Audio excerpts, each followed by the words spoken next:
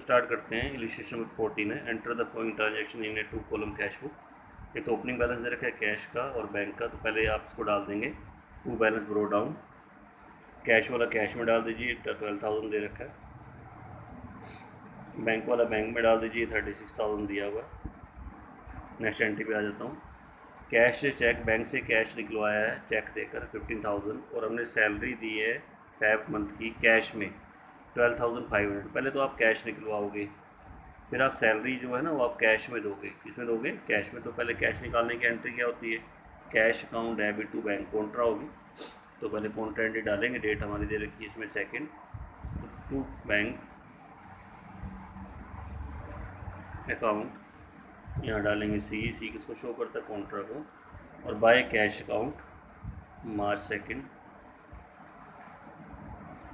By cash account यहाँ भी सी डालेंगे। कैश वाला कहाँ डालते हैं? बैंक में। कितना अमाउंट है आपका? 15,000। बैंक वाला कहाँ डालेंगे? कैश में।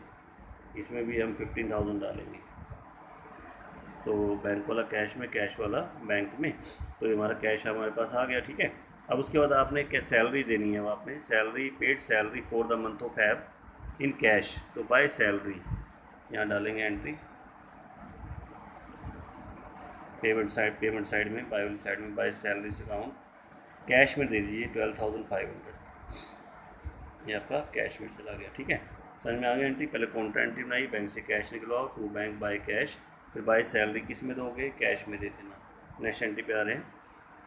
एक कस्टमर ने, सुनील ने सीधे बैंक में जमा करा दी। कितने जमा करा दी? 3,000। तो ये भी हम एंट्री 2 में डालेंगे। कस्टमर का नाम क्या है? टू सुनील सेठ, और सीधा बैंक में डाल दीजिए 3,000। डिस्काउंट को नहीं शो करना, डिस्काउंट की एंट्री आपकी जनरल में जाएगी, ठीक है। ये आपकी एंट्री कंप्लीट हो गई। नेक्स्ट एंट्री पे चलते हैं एक बार। Received and out station customer, एक चेक मिला 9500 का। ये चेक कब जमा कराया? 12 मार्च को जमा कराया। तो ध्यान रखना इसकी एंट्री 12 मार्च को करेंगे। और बैंक ने डेबिट किया 20 रुपीज़ किसके? कलेक्शन चार्जेस के। ये बैंक चार्जेस भी हम 12 को ही डालेंगे, लेकिन अभी तो आगे 11 वाली डेट आ गई। गोविंद ने अपना अकाउंट सेटल किया आपका 6,000 का। चेक कितने का दिया? 5900 का। और ये चेक कब डिपॉजिट कराया? 15 मार्च को। तो इसकी एंट्री भी 15 मार्च को करेंगे, अब नहीं करेंगे, ये चेक इन हैंड है। अब आपकी 16 डेट आ गई, तो ये आपने दोनों एंट्री करनी है। पहले एक तो पहले वाला चेक आप कराओगे 12 मार्च को जमा, तो मार्च 12। तो ये हमारा हो गया to cheque in hand account, bank में डालेंगे। पहला चेक था आपका इसमें 9500 का, और इसी के साथ चार्जेस भी लगे थे आपके। क्या लगे थे? चार्जेस। उसकी एंट्री आप इधर करेंगे यहाँ पे मार्च 12 बाय बैंक चार्जेस, बैंक में डालेंगे। कितना अमाउंट दे रखा है आपका ये चार्जेस का? 20 रुपीज़ का, ठीक है। 20 रुपीज़ डाल दीजिए। नेक्स्ट एंट्री पे आ जाते हैं। तो नेक्स्ट आपका 11 वाला चेक था, वो कब डाला? 15 मार्च को। तो 15 मार्च को फिर एंट्री करेंगे हम यहाँ पे to cheque in hand, to cheque in hand account. अब ये बैंक में डालेंगे अमाउंट। बैंक में आपका जाएगा इसमें, ये है हमारे पास 5900। ये आपकी एंट्री कंप्लीट होगी। अब 16 वाली एंट्री पे आ रहे हैं हम। सेटल रवि अकाउंट, रवि का अकाउंट सेटल कर दिया। 8200 का अकाउंट था। कितना डिस्काउंट काट कर? 200 डिस्काउंट काट कर, यानी 8000 दिया उसको हमने। चेक दिया 6000 का, बाकी बैलेंस किस में दिया? कैश में। तो बाय में आ जाते हैं, बाय रवि, पेमेंट कर रहे हैं बाय रवि अकाउंट। और इसको आप डालेंगे 6000 का तो चेक दिया, 6000 तो बैंक में डाल दीजिए। और 2000 क्या दिया? कैश दिया, तो 2000 आप कैश में डाल दीजिए। 2000 कहाँ डालें? कैश में, बाय रवि 2000 कैश में, 6000 बैंक में। नेक्स्ट एंट्री पे आ जाते हैं। विड्रॉन फ्रॉम बैंक, बैंक से निकाले 15,000, और उससे एक ऑफिस इक्विपमेंट खरीदा 12,000 का, और बाकी बैलेंस किसने ले ली? ओनर ने। अब देखिए इसमें ना थोड़ा ध्यान रखना। देखो आपको कि सर पहले कॉन्ट्रा एंट्री करो, कॉन्ट्रा एंट्री की जरूरत नहीं है। देखो आपके सामने कैश निकाला, देखो 15,000, तो पूरे का पूरा यूज़ हो गया। एक तो ऑफिस इक्विपमेंट खरीदा 12,000 का, वो भी आप, और एक बाकी बैलेंस किसने ले ली? ओनर ने। तो आपको कोई कॉन्ट्रा की जरूरत नहीं है। आप क्या करना, यहाँ पे डालना 17 वाली एंट्री, इधर आ जाना, यहाँ डालिए। एक तो बाय आप लीजिए, एक तो टाइप राइटर की था, बाय ऑफिस इक्विपमेंट, उसी में से ही। और एक हमने लिया बाय ड्राइंग, ओनर ने ले लिया तो बाय ड्राइंग, तो डायरेक्ट आप इसको बैंक में डाल दीजिए, 12,000 भी बैंक में चला जाएगा और 3,000 भी आपका बैंक में चला जाएगा, क्योंकि आपका पूरा 15,000 का यूज़ हो गया। लेकिन अगर ये आता ना बैंक से निकाले 15,000 तो ऑफिस इक्विपमेंट खरीदा है 12,000 का और बाकी कुछ नहीं, फिर हमें क्या करना पड़ता है, पहले कॉन्ट्रा एंट्री करनी पड़ती है, फिर बाय ऑफिस इक्विपमेंट बैंक में कैश में डालना पड़ता 12,000, कैश में डलता। जैसे ये ऊपर है ना एंट्री आई थी, बैंक से कैश निकलवाया 15,000, सैलरी हमने दी है, कैश में कितनी दी है 12,500। अगर यहाँ भी अगर पूरा सैलरी अगर पूरी दी देती होती ना, हम यहाँ पे पूरी सैलरी 15,000 यूज़ हो जाती, तो हम फिर बाय सैलरी करके बैंक में डाल देते, कॉन्ट्रा की जरूरत नहीं होती उस केस में फिर आपको। अब जैसे हमने 15,000 निकाले हैं और एक तो ऑफिस इक्विपमेंट खरीदा इससे और एक बाकी बैलेंस किसने ले लिया, ओनर ने, यानी पूरा 15,000 का यूज़ हो गया, इसलिए आपको सीधा बाय में आ जाइए। बाय एक तो ऑफिस इक्विपमेंट 12,000 बैंक में और बाय ऑन ड्राइंग ये भी आपका 12,000 कहाँ डालेंगे, बैंक में डाल देना, ठीक है, ये ध्यान रखना। Sold goods to Sanjay on credit, credit की एंट्री नहीं करते, खाली जनरल में करना चाहो तो कर सकते हो आप एंट्री, अगर आपसे करवाए जनरल में तो। अच्छा, संजय ने रिटर्न किया गुड्स, इसकी भी एंट्री नहीं करेंगे, ये आपकी हो गई सेल रिटर्न टू संजय। अच्छा, बाकी बताओ कितना देना था उसने, 8,000 का सेल किया था आपने, 500 का उसने रिटर्न कर दिया, तो बाकी रहेगा 7,500 और बाकी उसने दे दिया चेक 7,500 का। अब ये नहीं पता है कि चेक डिपॉजिट हुआ है कि नहीं हुआ बैंक में, लेकिन नेक्स्ट एंट्री पे आ रहा है कि बैंक ने नोटिफाई किया संजय का चेक क्या हो गया, डिसऑनर हो गया। अब ये मीनिंग क्लियर हो गया कि उसका चेक आपका बैंक में डिपॉजिट हो गया था, तो आप क्या करना, 19 को यहाँ डालेंगे टू संजय और सीधा बैंक में डालेंगे, कितना डालेंगे हम, 7,500 डाल देंगे, यहाँ डालोगे बैंक में, ठीक है, कि संजय से चेक आया और बैंक में डिपॉजिट हो गया। चेक का अमाउंट पता लगे ना, 8,000 का तो चेक था, 500 उसने रिटर्न कर दिया था, यानी 7,500 का हो गया। अब नेक्स्ट एंट्री पे आ जाते हैं 22 पे, और ये चेक का हम क्या करते हैं, डिसऑनर करते हैं, 22 वाली एंट्री बाय संजय। और जो चेक का आपका डिसऑनर हुआ, चेक का अमाउंट यहाँ से उठा लीजिए, 7,500 का चेक था और 20 रुपीज़ इसके ऊपर चार्जेस लगे, 20 क्या लगे हैं, चार्जेस, तो 7,520। डिसऑनर के केस में चार्जेस बीच में ऐड हो जाते हैं, ध्यान रखना, चार्जेस बीच में क्या होते हैं, ऐड, तो 7,520 आपने डालना है, बाय संजय लिख कर डाल दीजिए, ठीक है। नेक्स्ट एंट्री पे आ जाते हैं, इशू चेक 3,000 किसको दिया, अशोक को दिया, और as an advance against our order, of order कितने का दिया था, 5,000 का। तो ऑर्डर की तो हम कोई एंट्री नहीं करते, लेकिन हाँ जो चेक दिया है, इशू किया चेक एडवांस दिया, उसकी एंट्री करेंगे, 24 यहाँ पे लेंगे।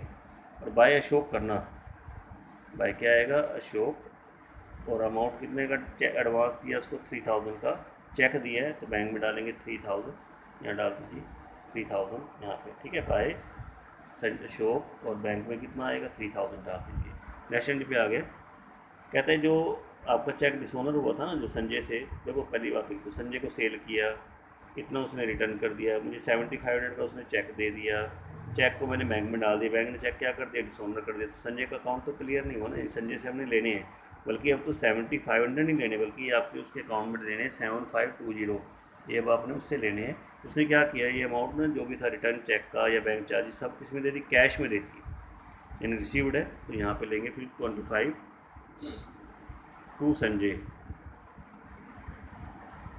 और ये आप अमाउंट डालोगे कैश में 7,520, 75 क्या आएगा 20 टू संजय करके डाल दीजिए, और कैश वाले कॉलम में डालना है, ये आपने ध्यान में रखना, ठीक है।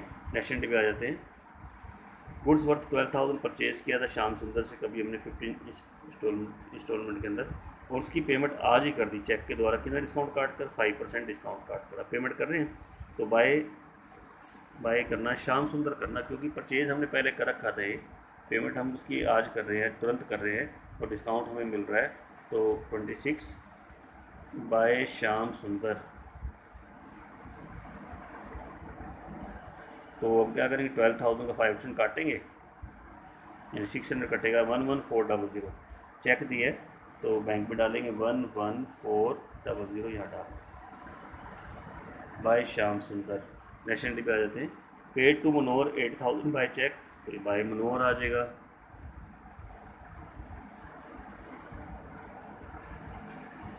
ये भी बैंक में आएगा, चेक दिया आपने, कितना चेक दिया, 8,000 का। नेक्स्ट एंट्री पे आ जाते हैं, कैश सेल की है 80,000, इसमें बैंक में कितने डाल दिए, 60,000 डाल दिए, कैश सेल 80, जिसमें बैंक में कितने डाले, 60, तो यहाँ पे आएंगे टू सेल,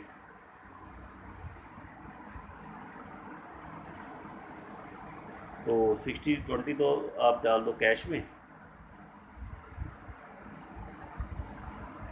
60 आप डालोगे बैंक में टू सेल अकाउंट, 20 कैश में, 60 आपका बैंक में चला जाएगा। ठीक है। नेक्स्ट एंट्री है, बैंक ने कलेक्ट किया इंटरेस्ट ऑन सिक्योरिटी, तो टू इंटरेस्ट अकाउंट, और बैंक में डालेंगे 300 डालेंगे यहाँ, टू इंटरेस्ट बैंक में डाल देना, बैंक में सॉरी 300 यहाँ, टू इंटरेस्ट बैंक में। नेक्स्ट एंट्री पे आ जाते हैं, बैंक में डिपॉजिट कराना, कितना कैश रखना है, अब देखो भी एडजस्टमेंट आपकी आ रही है कि 10,000 बचाना है, बाकी आपने क्या कराना है, डिपॉजिट कराना है। तो ये मैंने आपको पहले भी बहुत बार बताई एंट्री, आपको लास्ट टाइम एक बार अच्छी तरह और समझ लीजिए। तो पहले आप कॉन्ट्रा एंट्री बना लीजिए, एक bank account debit to cash account C, और यहाँ डालेंगे बाय बैंक अकाउंट,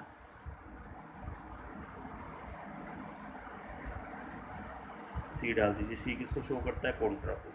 अब आप लाइन लगाएंगे पहले, और पहले आपने क्या करना है, यहाँ लाइन लगे से लगाते लगाइए एक, और यहाँ लिखते हैं टोटल रिसिप्ट्स, यहाँ के लिखते हैं टोटल पेमेंट। तो पहले आपने करना है कैश का टोटल, इसका टोटल करोगे कैश का, तो कैश का जो टोटल आपका बनता है यहाँ पे, वो हमारा बन जाता है यहाँ पे 354,520, यहाँ डालेंगे।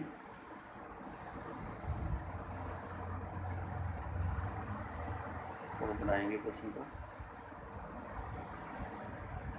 54,520, एक बार एंट्री चेक कर लेते हैं, 12,000 है, 15,000 है, 7,520 है, 20,000 है। अच्छा, उसके बाद दोबारा भी कर लेंगे क्योंकि ये वाली साइड हमेशा ज़्यादा होती है। 54,520, नीचे डबल लाइन लगा देना, और इसके इक्वल नीचे वाला आपने दोबारा लिखना है 54,520। ठीक है, तो बढ़ा देंगे आगे, डेट लास्ट डाल के यहाँ पे आप लेना है बाय बैलेंस कैरी डाउन, और बैलेंस आपको दे रखा है कितना बचाना आपने, 10,000 आपने बचाना है। कितना बचाना